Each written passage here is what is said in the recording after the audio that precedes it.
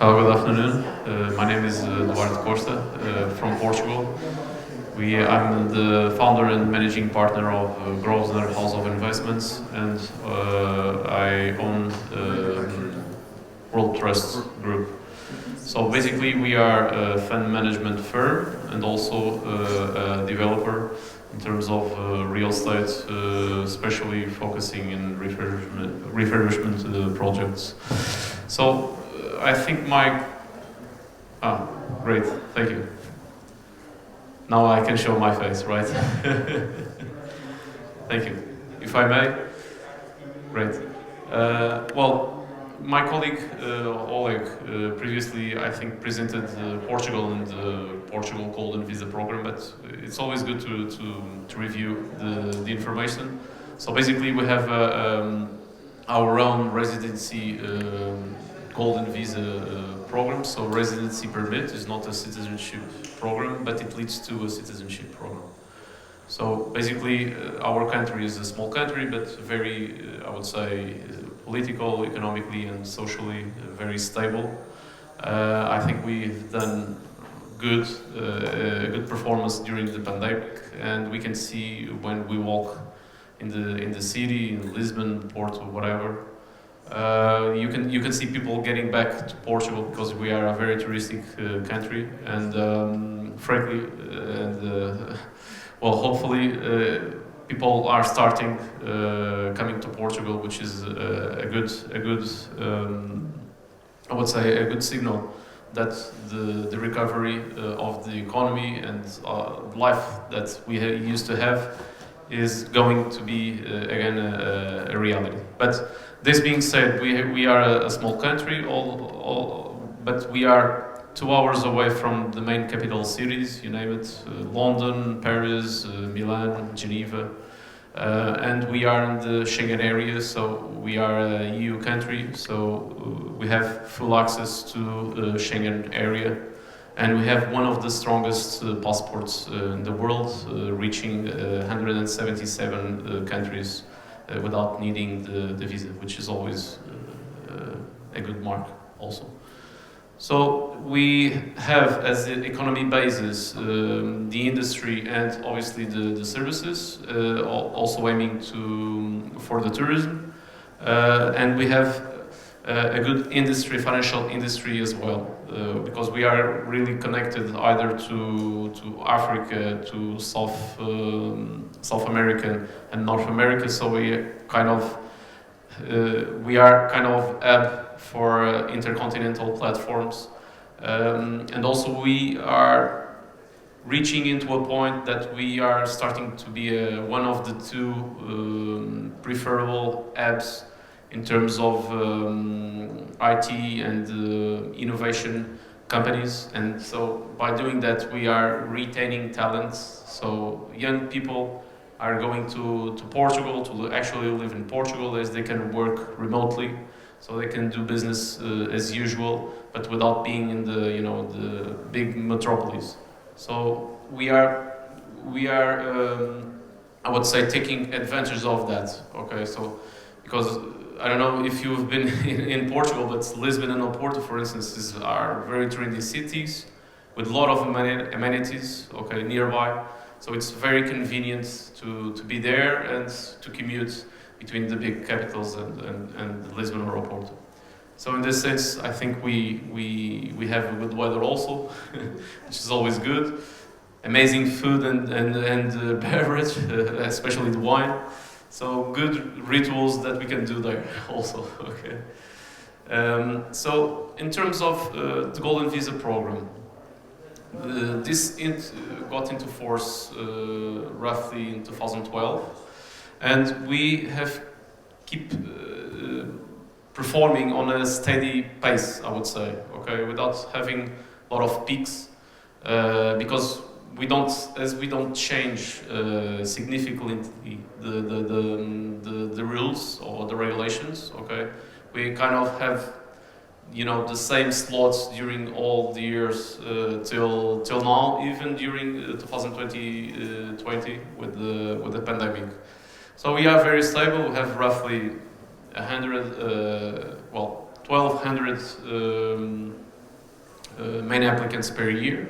Okay, not much, but you know, the country is not a crowded country, so we cannot have many applicants as Greece or Malta or other programs. But we don't limit, obviously, either in number or nationality in order to obtain the residency permit, which is also a good thing.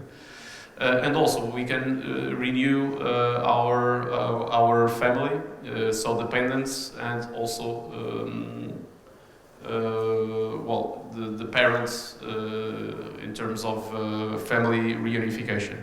So it's been very stable program, I would say. Initially we had China investors as the main stake. I think it's for the whole programs. But in terms of mix, it's losing that kind of portion. Okay, and we have well, a lot of nationalities now with the golden visa residency permit.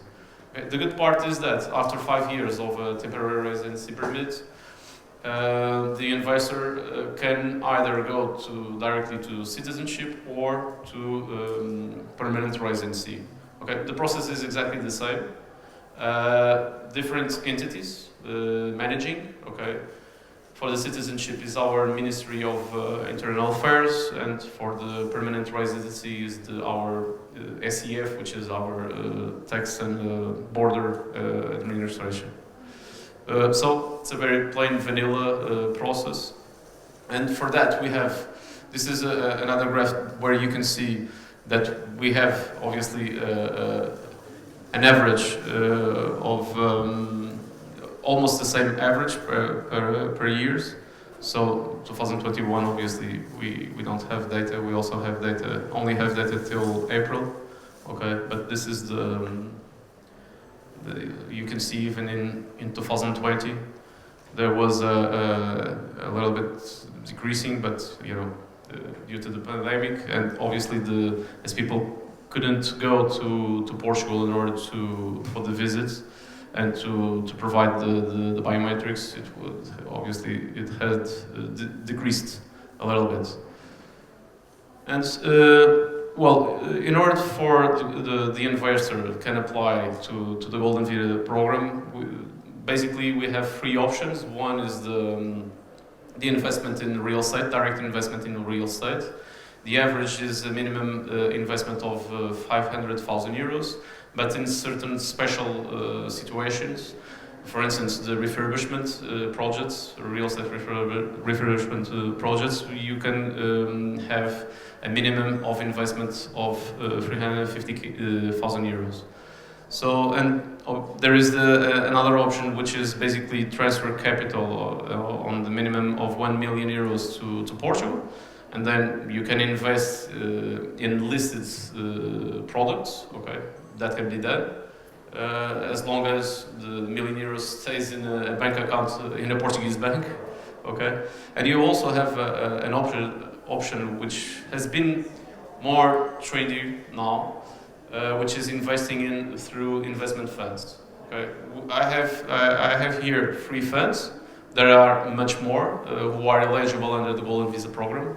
Basically, they need to comply with 2 rules. One is to actually have more than 5 years of maturity at the entrance date of the investor, so that the investor can comply with the temporary residency permit, right? And also, the fund needs to invest in at least 60% of its size is to be invested in Portuguese companies. Okay, then the Portuguese companies can have the assets that they want, namely real estate projects, for instance. Okay, but this is the 2 main rules that the funds need to comply. The good part of this is that the funds are fully regulated by our Portuguese Security Market Authority, so it's a very regulated ecosystem where not only the fund needs to be approved and supervised, and then it's supervised by the CMVM, by our regulator, but also the teams need to be listed, registered, and also are controlled by in this case by CMVM. So these three that I bring here today, two of those, which is the Golden Caravel, is in a strategic partnership with Square Asset Management. The Square Asset Management is the biggest independent asset management in the core commercial real estate in Portugal. So they have currently roughly 2.5 Bs of euros of assets under management. They have more than 30 years of experience. Well, they are the team, so we are not a team. We administrate the fund, and Square Asset Management manages the portfolio. Okay, so it's a very steady investment in the sense that we invest in properties with long-term leases. So we have yields or income since day one. The good part also is that the team knows every square meter of Portugal because they've done dozens and dozens of deals. They set up the first fund, which is we call it the Swiss clock, because it started back in 2004. So now they have 17 years old. The fund, it's an open-ended fund, non-leverage, non-leverage, and it was awarded by the MSCI IPD for the 11th time in a row as the best balanced real estate investment fund. And what we are doing here in the Golden Caravel is precisely benchmarking that fund. Okay, why we are doing this with Square, obviously, by the track record and the team, and obviously with the connections that we have, as I used to belong to that team. Okay, why do they partner with us? Because they are only real estate investment fund managers. Okay, so they are not private equity fund managers, and so in order for them to comply or to have a fund who is eligible in the Golden Visa program, they needed to partner with us. Okay, so this was the perfect match. Otherwise, we won't be having a real estate fund. And the other one is the Sustainable Innovation Fund. This is our team who is up and running. It's a fund, a peculiar fund because it's an ESG fund, so a sustainability fund. It took a little bit to be approved by the CMVM. Why? Because this is all brand new, and there is a more strictly framework in terms of regulations that are coming. Thankful for top-down from the European Commission, which is the taxonomy, the EU taxonomy, and even the European Investment Bank framework on this, on the ESG. So it took a little bit because I would say the know-how and all the knowledge is being now built even by the regulator. Okay, so we have I would say a differentiated product solution. The Sustainable Innovation Fund was the only fund that was in a report that was done by the UK government. It was done by the UK Embassy in Portugal in green finance, and we were the only private equity fund listed there. So it's a good market recognition also. So we are very happy with that. And so just to say, for instance, for this fund, you invest the 350,000 euros. You don't have any more costs regarding to the investment side. So no tax, no subscription fees, no anything. And then you collect your 350,000 euros after 6 years, and also the upside that the fund is intended to generate, which is an IRR or a target annual return of 11%. Okay, we are investing in 3 verticals. Okay, healthcare, blue economy, because in Portugal we have a great industry related with the sea. Okay, and also the energy transition sector. In terms of IRR, I already told you, so the fund is a 7-year maturity. We started in December 2020, so it's almost a year. So it's a great time to invest due to the golden visa timeline. So 6 years, I would say it's a good timing, a good timeline, because in order for you to start the application, you need to invest. So, and when you start, well, the application, that takes time, and now with the pandemic, it's, you know, it's random for timing expectations. It can take 6 months, can take 8 months in order to get until you can get the permanent residency card. Okay, and then the 5 years time starts when the card is issued.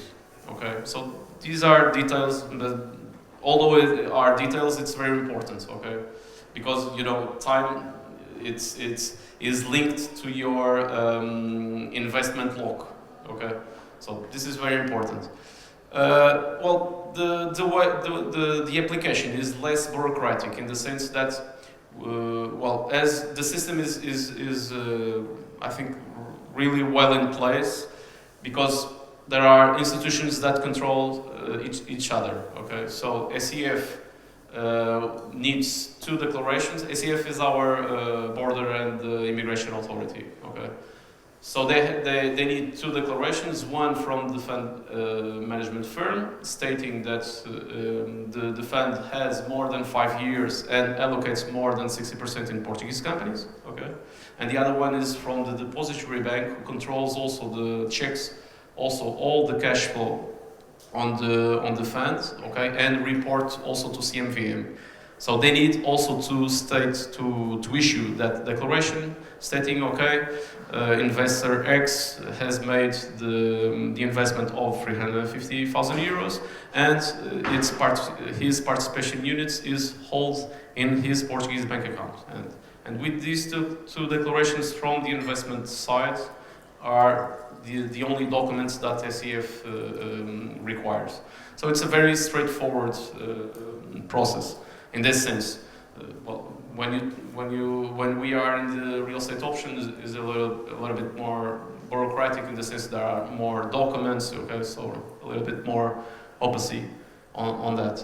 So, and for instance, the third fund that we have here, which is the new Wedge Fund, it has also I would say a complementary investment strategy, as a portion, roughly 30% to 35%, is based on products, liquid products, so listed products, government bonds, blue chip bonds, some ETFs, so with very low volatility and above all with liquidity. So if anything underperforms, we can press the red button and cash in. Okay, and the remaining portion, which is roughly between 60 to 70%, through Portuguese companies, we hold real estate income, either income or refurbishment projects, which is, for instance, this example that we have here. This is in a very trendy area of Lisbon, Alcântara. A lot of amenities. It's it's a riverfront, and it's next to our bridge, not the Golden Bridge. Okay, it's our Golden Bridge. It's in Lisbon. But this is a refurbishment project that we have. Again, we used to, as we fortunately have the experience and the track record, and obviously the knowledge about the deals and the prices, we kind of cherry pick the projects so that obviously we can perform, have a good exit, and cash in. Okay. So the Sustainable Innovation Fund is for pure companies, innovative companies in a growth stage. New Wedge, a mix, liquids with real estate, and Golden Caravel, a strategic partnership with Square Asset Management for yield and income. And this is all. If you have any information that you would need, please, I'm here for that. Thank you very much. Thank you. Any questions? Please. Can I split across the funds for the 350 or is it? Technically, you can. Yes. Yes. You just need to know what would be, because there are funds who. No. That's not the case. That is on the investment side on the fund. But there are some funds who the minimum investment in order to subscribe the fund can be 250, 350k euros, for instance, or 200,000 euros, or But that is in the management regulation of each fund. Okay. And when you engage or when you approach the fund managers, they will tell you. Okay. But you can split. Yes. Technically, you can. Please, and it can be good. Risk dispersion, right? So, please. Just a question. What did you say? I couldn't hear when you said the expected rate of return. Okay. Well, I know these three, so I can say about these three. Okay. So for this risk profile, Golden Caravel, which is that strategic partnership that we have with Square Asset Management. There is a 3% annual return, and that is distributed, okay, on an annually basis. New Wedge Fund, it will only distribute 6% after 6 years when the investor redeems, okay. So it's roughly 1% average a year. Sustainable Innovation Fund, as it's related to companies, innovative companies in expansion. Okay, we are here with a growth or in terms of value of the company, not a company that is generating steady income. No, they are growing. They are growing in terms of market, but also in terms of value.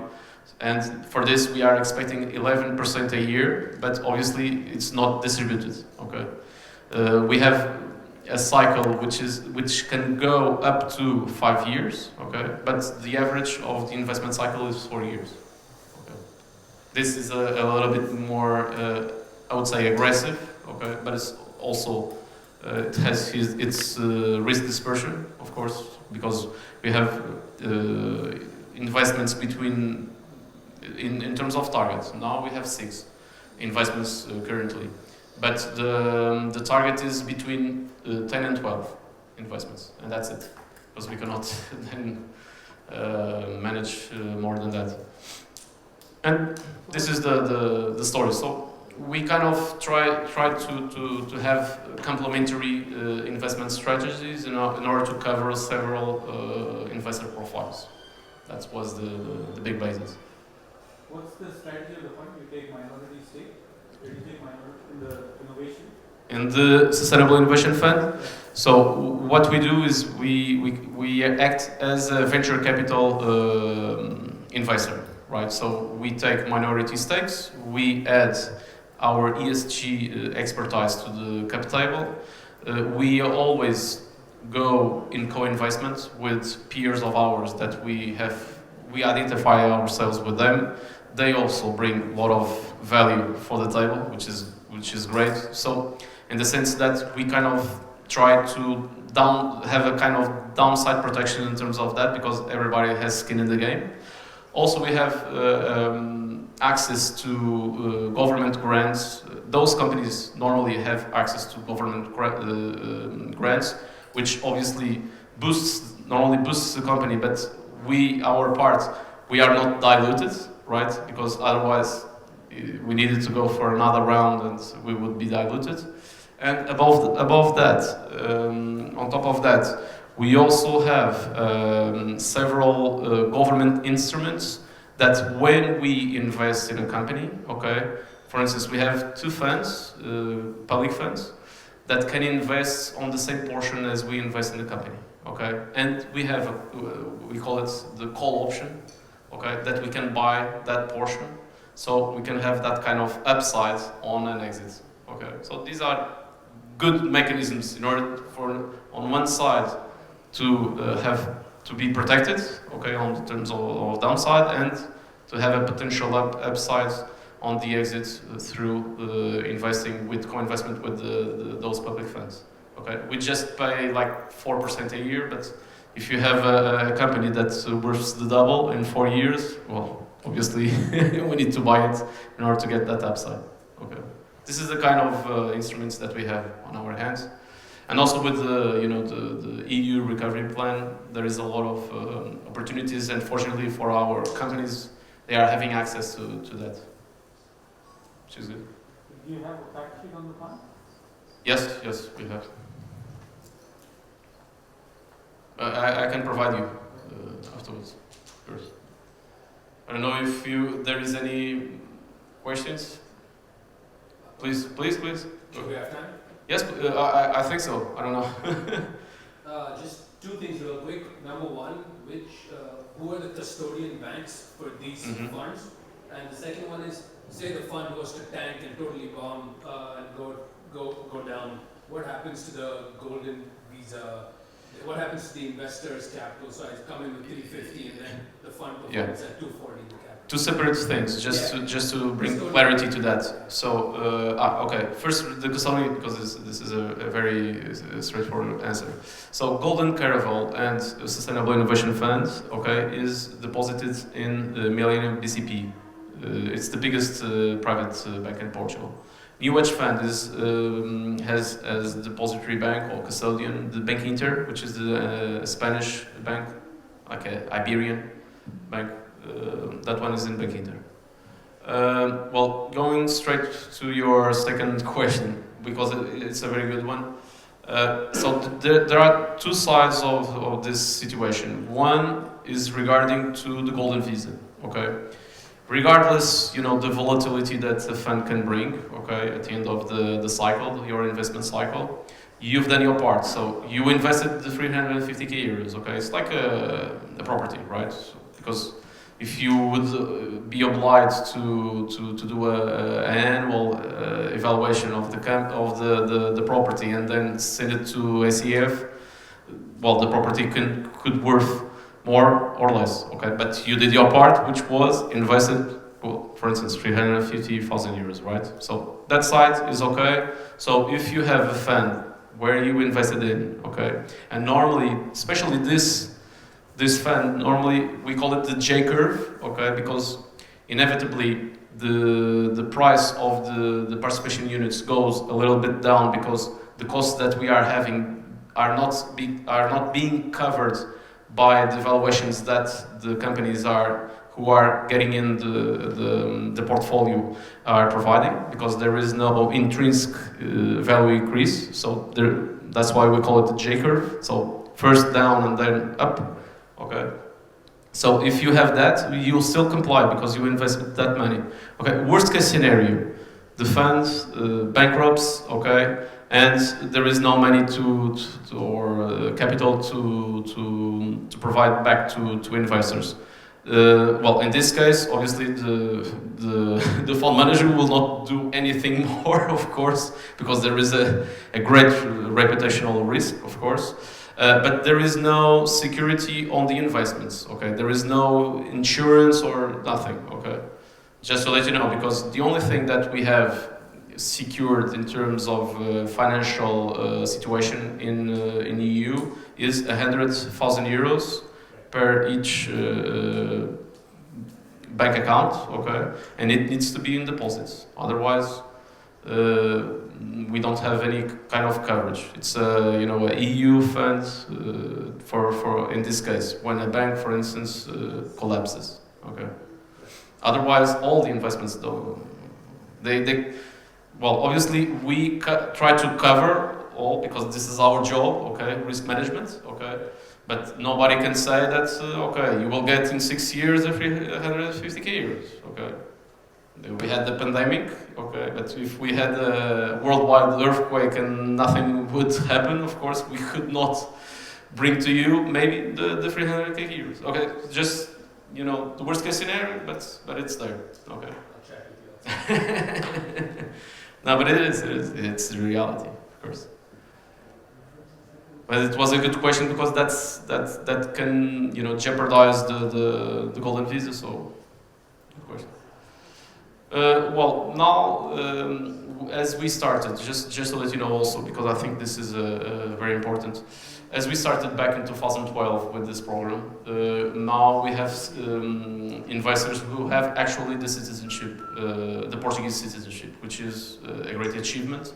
So, because back in, I would say, in 2019, maybe, yeah, help me on this, the first ones started to... 2019. That's it. Correct. So nobody knew, so everybody was waiting if the government would actually provide the citizenship. But the thing is, and well, this is where I'm proud of being a Portuguese, everybody is treated by equal, because in your temporary residency permit card, okay, there is nothing who mentions that is by investment or like a refugee or nothing. Everybody is the same, okay, which is great.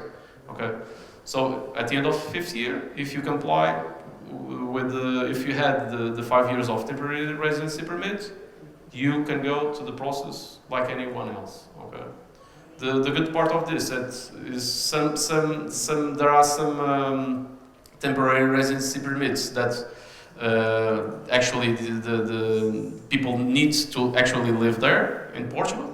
This one has an exception, which is not living, but the obligation to stay at least 14 days every 2 years.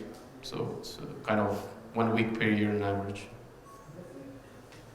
Please. When the investment fund is upfront or 350,000, is it upfront or is it a multiple transition? No, there are no deferred payments. It's once. But actually, but for the golden visa, it's not practical, because you need to have all the amount in place invested in order to start the application. So for this doesn't make much sense, because what you want is to proceed. Okay, but these there are some investment funds that we call it the capital calls. So when we do investment, there is a capital commitment, right?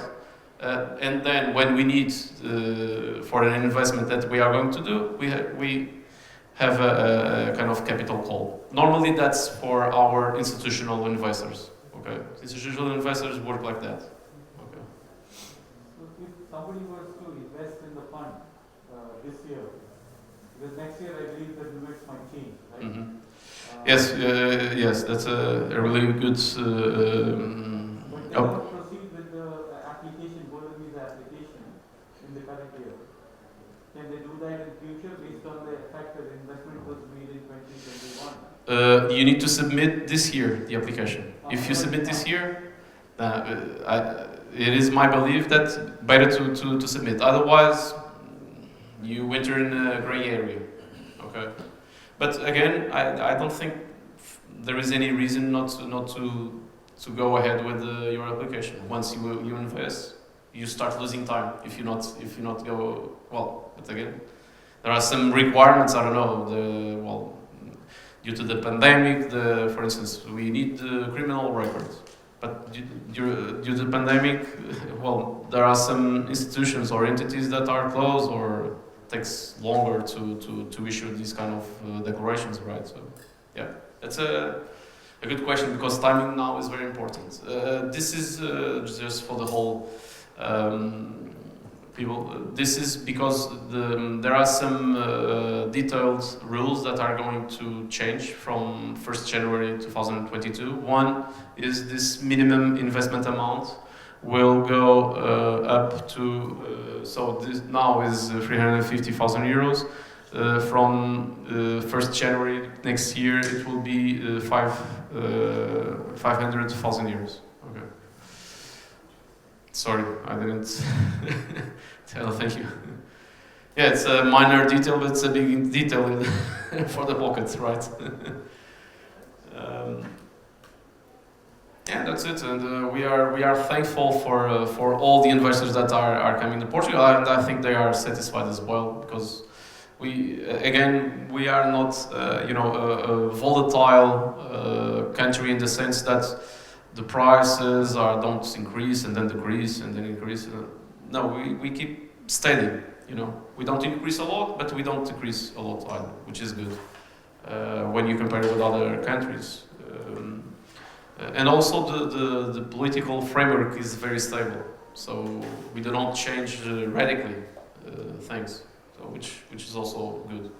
And for the families, if you are obviously planning in the future, long term, to set up your structure there in Portugal, I would say, well, I'm not being impartial, of course, but I strongly suggest that you take into consideration Portugal, definitely. And we are here for other questions. We are there with the other colleagues, so be our guest. Okay. Thank you once again for your time, and it was a pleasure. Thank you.